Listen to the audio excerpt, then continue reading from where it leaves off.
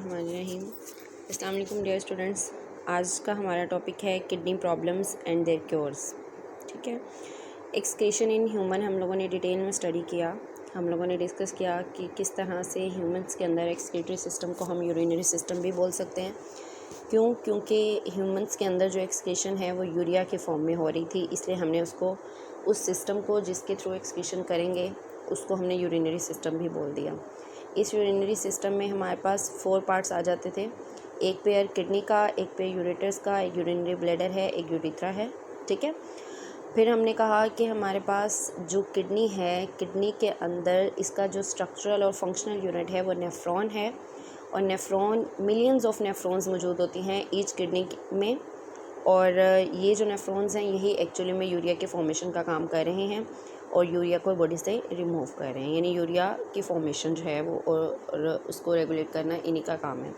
अब नेफ्रॉन का स्ट्रक्चर हमने देखा कि नेफ्रॉन जो है वो एक्चुअली में एक ट्यूब्यूल लाइक स्ट्रक्चर है, जिसमें फर्स्ट पार्ट जो था हमारे पास वो ग्लोमेरुलस और बोमेन कैप्सूल था। उसके बाद ट्यूब्यूल थी, प्रॉक्सिमल कन्वोल्यूटेड ट्यूब्यूल थी, उसके बाद लूप ऑफ हेनले था, यू शेप स्ट्रक्चर, उसके बाद डिस्टल कन्वोल्यूटेड ट्यूब्यूल था।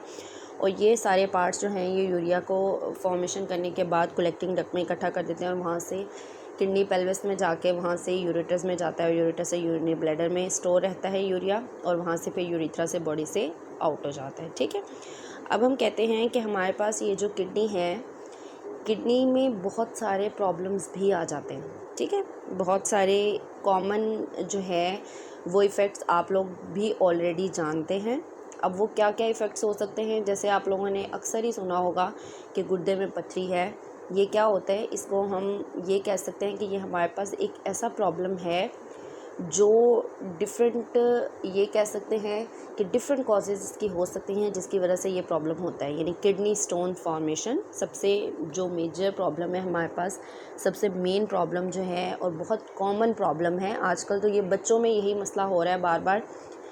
यानी क्या है हमारे पास ये प्रॉब्लम कि किडनी के अंदर और किडनी ट्रैक के अंदर, ठीक है, यहाँ जहाँ से यूरिया, बल्कि पूरी यूरिनरी ट्रैक के अंदर जहाँ से यूरिया पास आउट हो रहा होता है, वहाँ पे स्टोन्स की फॉर्मेशन हो जाती है। छोटे छोटे स्टोन्स होते हैं, समटाइम्स यही छोटे छोटे स्टोन्स मिलके बड़े हो जाते हैं, और ये जो स्टोन्स की फॉर्मेशन हो जाती है इसी को हम बोलें कि ये हमारे पास जो किडनी प्रॉब्लम है ये क्या है, ये किडनी स्टोन फॉर्मेशन है। ठीक है, अब इसके अलावा एक और कंडीशन भी है बच्चों के, हमारे पास किडनी प्रॉब्लम्स अगर हम डिस्कस कर रहे हैं तो किडनी स्टोन्स के साथ साथ हमारा जो किडनी है ये समटाइम्स फेल हो जाता है, मतलब अपना वर्क करना छोड़ देता है, अपना फंक्शन करना छोड़ देता है। उसको हम बोल देते हैं किडनी फेलियर या रीनल फेलियर, क्योंकि किडनी के लिए हम रीनल की टर्म भी यूज़ करते हैं, इसलिए हम इस कंडीशन को रीनल फेलियर भी बोल सकते हैं। अब इन दोनों प्रॉब्लम्स को हम लोगों ने 1 बाय 1 करके डिस्कस करना है, लेकिन सबसे पहले हम यहाँ पे किडनी स्टोन देख लेते हैं। अब किडनी स्टोन्स जो हैं हमारे पास एक्चुअली में ये यानी स्टोनी मटेरियल्स जो हैं, यानी स्टोन लाइक मटेरियल्स जो हैं, ये हमारी किडनी में भी हो सकते हैं। इसके अलावा हमारी यूरिनरी ट्रैक में भी ये ऑब्स्ट्रक्शन काज करते हैं, रुकावट काज करते हैं, जिसकी वजह से यानी ओबियसली अगर वो हमारी ट्रैक के अंदर कहीं पे जमा है तो वहाँ पे आहिस्ता आहिस्ता रगड़ खाते रहेंगे और इन्फेक्शंस भी हो जाते हैं इससे, जिसकी वजह से पेन होती है। ठीक है, अब ये जो स्टोन्स हैं ये डिफरेंट नेचर के होते हैं, डिफरेंट केमिकल नेचर के होते हैं। ये बनते कैसे हैं हमारे पास, ये बहुत सारी प्रॉब्लम्स हैं की वजह से बनते हैं। कुछ समटाइम्स हमारे पास मेटाबॉलिक प्रॉब्लम्स भी आ जाते हैं, समटाइम्स फूड पार्टिकल्स जो हैं कुछ इस तरह के होते हैं कि वो भी स्टोन की फॉर्मेशन करते हैं। अब मेजर जो हमारे पास स्टोन्स हैं वो कौन कौन सी होती हैं, सबसे पहले जो मेजर कॉज है हमारे पास, जो मेजर स्टोन की फॉर्मेशन होती है हमारे पास, वो होते हैं कैल्शियम ऑक्सैलेट। ठीक हो गया, यानी कैल्शियम ऑक्सैलेट के जो स्टोन्स हैं ये बहुत कॉमन कॉज है। इसके अलावा बच्चों कैल्शियम फॉस्फेट के जो स्टोन्स हैं ये भी बहुत ज़्यादा जो है वो प्रोड्यूस हो जाते हैं। यानी हम ये कह सकते हैं कि हमारे पास जो किडनी स्टोन्स हैं ये मेनली 3 टाइप्स के होते हैं। सबसे जो मेजर कॉज है किडनी स्टोन्स की वो कैल्शियम ऑक्सैलेट टाइप स्टोन्स हैं। इसका जो इंसिडेंस होता है बच्चों ये 70% है, यानी 70% जो किडनी स्टोन के चांसेस हैं वो कैल्शियम ऑक्सैलेट के होते हैं। इसके अलावा कैल्शियम फॉस्फेट और यूरिक एसिड स्टोन्स भी होते हैं। अब जो कैल्शियम फॉस्फेट है उसका चांस है 15% और यूरिक एसिड जो है ये 10% तक हो सकते हैं। यानी अगर किडनी स्टोन्स की फॉर्मेशन हो रही है हमारी बॉडी में तो 70% तक जो चांस है वो ये है कि ये कैल्शियम ऑक्सैलेट के स्टोन्स हैं। 15% चांस है कैल्शियम फॉस्फेट का और 10% चांस है यूरिक एसिड का। ठीक है, अब सबसे पहले हम कैल्शियम ऑक्जेलेट की अगर बात करें तो कैल्शियम ऑक्जेलेट की क्या कॉज है। तो बच्चों कैल्शियम ऑक्जेलेट जो है इसके जो स्टोन्स की फॉर्मेशन है ये 2 मेजर प्रॉब्लम्स मेटाबॉलिक डिजीज़ की वजह से होते हैं। एक कंडीशन को हम बोल देते हैं हाइपर कैल्सीमिया, एक को हम बोलते हैं हाइपर ऑक्जेलोरिया। अब हाइपर कैल्सीमिया क्या है, इसके नेम से पता चल रहा है। हाइपर बोलते हैं हाई लेवल को, ज़्यादा हो जाना, बढ़ जाना, हाइपर हो जाना। ठीक है, अब हाइपर कैल्सीमिया एक्चुअली में ब्लड के अंदर जब कैल्शियम का लेवल इंक्रीज़ कर जाता है, यानी high level of circulating calcium in blood is called hyper calcaemia.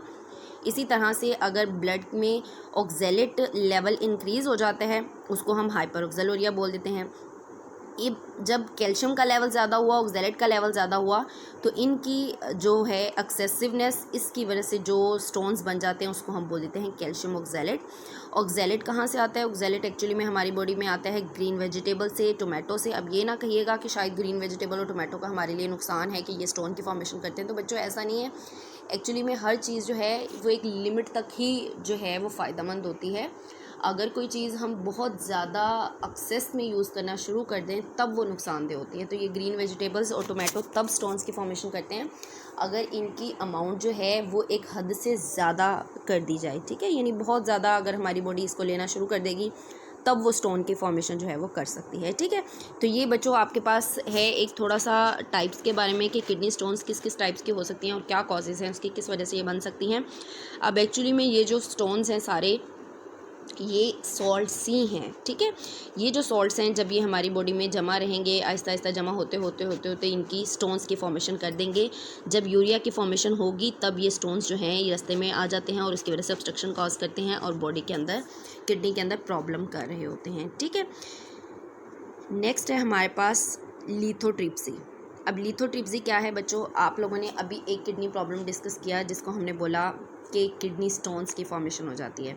अब किडनी स्टोन को ट्रीट करने के लिए जो मेथड है हमारे पास वो लिथोट्रिप्सी है। लेकिन उससे पहले आप याद रखिएगा बच्चों कि किडनी स्टोन्स जो हैं इनके लिए जो मेजर प्रॉब्लम है, यानी मेजर ये कह लो कि सोल्यूशन है, एक तो ये है कि ज़्यादा से ज़्यादा पानी पिए।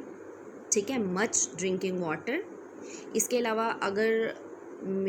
अलावा यानी दूसरी जो ट्रीटमेंट है, फर्स्ट है हमारे पास कि हमें वाटर का इंटेक ज़्यादा कर देना चाहिए। सेकंड कंडीशन है हमारे पास कि हम लिथोट्रिप्सी करा सकते हैं। और थर्ड कंडीशन है कि सर्जरी के थ्रू किडनी स्टोन्स को भी, यानी अगर किसी भी कंडीशन से नहीं फ़र्क पड़ रहा तो सर्जरी के थ्रू किडनी स्टोन्स को रिमूव कर दिया जाता है। ठीक है, लेकिन रिसेंटली जो है वो लिथोट्रिप्सी जो है ये नॉन सर्जिकल ट्रीटमेंट है, यानी इसमें हमें सर्जरी नहीं करनी पड़ेगी स्टोन्स को रिमूव करने के लिए। ये कह लें कि एक नॉन सर्जिकल मेथड है किडनी स्टोन्स को रिमूव करने के लिए, जिसको हम लिथोट्रिप्सी बोल देते हैं। यानी अगर आप डिफ़ाइन करो लिथोट्रिप्सी को तो आप क्या कहोगे कि non surgical removal of kidney stone is actually called the lithotripsy. ठीक हो गया, यानी एक्चुअली में इसमें होता क्या है, ये ऐसी टेक्निक है कि इसके थ्रू हाई रेडिएशंस जो हैं वो हाई अल्ट्रावायलेट रेडिएशंस जो हैं, एक्स्ट्रा कॉर्पोरियल शॉक वेव जो है वो बॉडी के अंदर स्टोन्स के साथ टकराई जाती हैं, जिसकी वजह से वो स्टोन्स जो हैं वो ब्रेक डाउन कर जाते हैं और वो छोटे छोटे पीसेस में आ जाते हैं। चाहे वो स्टोन्स जो हैं वो किडनी में हो, यूरेटर में हो या गाल ब्लैडर में हो, लेकिन उनको ब्रेक करने के लिए ये मेथड जो है वो यूज़ किया जाता है। और इसमें एक्चुअली में एक्सरेज भी यूज़ की जाती हैं। इसके अलावा अल्ट्रासाउंड वेव्स जो हैं वो यूज़ की जाती हैं। एक मशीन के थ्रू इनको बॉडी के अंदर इंसर्ट कर दिया जाता है और एग्जैक्टली जहाँ पे स्टोन होता है वहाँ पे इनको इंसर्ट किया जाता है और स्टोन को ब्रेक किया जाता है। ठीक है, अब जब ये शॉक वेव्स जो हैं ये स्टोन के साथ टकराती हैं तो उनको टीनी पार्टिकल्स में डिवाइड कर देती हैं, जिसकी वजह से हम ये कह सकते हैं कि फाइनली वो छोटे छोटे पार्टिकल्स जो हैं वो पानी जब हम ज़्यादा से ज़्यादा पिएंगे तो उसके साथ यूरिया के साथ हमारी बॉडी से रिमूव हो जाएंगे। तो ये समझ लो कि हमारे पास किडनी स्टोन्स को रिमूव करने के लिए एक मेथड है जिसको हमने लिथोट्रिप्सी बोला है। ठीक है, नेक्स्ट हमारे पास मेजर प्रॉब्लम आ गई है बच्चों, किडनी प्रॉब्लम, जिसको हम बोलेंगे रीनल फेलियर। अब रीनल फेलियर मतलब ये नहीं है कि किडनी जो है वो फेल हो गया है तो हम ये कहेंगे कि वो एग्ज़ाम्स में फ़ेल हो गया, बल्कि